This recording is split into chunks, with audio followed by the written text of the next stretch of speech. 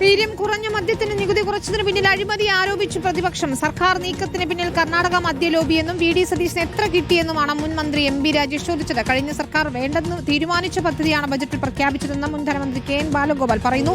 കോർപ്പറേറ്റുകളെ സഹായിക്കാനാണ് സർക്കാർ നീക്കമെന്നാണ് തോമസ് ഐസക്കിന്റെ ആരോപണം. എത്ര കിട്ടി എന്ന് സതീശൻ പറഞ്ഞാൽ മതി. കർണാടക മദ്യ ലോബി ഇതിന്റെ പിന്നിലുണ്ട്. LDF സർക്കാർ കൊണ്ടുവന്ന പദ്ധതിക്ക് നികുതി നിശ്ചയിക്കുക മാത്രമാണ് ഞങ്ങൾ ചെയ്തതെന്ന വി ഡി സതീശന്റെ വാദം തള്ളുകയാണ് പ്രതിപക്ഷം. വേണ്ട എന്ന് വെച്ച പദ്ധതിയാണ് ഇത്, നടപ്പിലാക്കേണ്ട ആറായിട്ട് അതുകൊണ്ടാണല്ലോ നിശ്ചയിക്കാൻ. അഴിമതി നടക്കുമെന്ന ആരോപണമാണ് മുൻ ധനമന്ത്രി തോമസ് ഐസക്ക് ഉന്നയിച്ചത്. ഇത്തരത്തിൽ സുലഭമായിട്ട് പുറത്തുനിന്നുള്ള മദ്യം ലഭ്യമാക്കി അത് കൂടുതലും മദ്യാസക്തി വർദ്ധിപ്പിക്കുന്നതിലെത്തുന്നു. ഇത് ചെയ്യാൻ പാടില്ല. ആ നികുതി അനുവദിക്കുന്നത് കോർപ്പറേറ്റുകളുടെ കടന്നുവരവിനെ സഹായിക്കാൻ വേണ്ടിയിട്ടാണ്.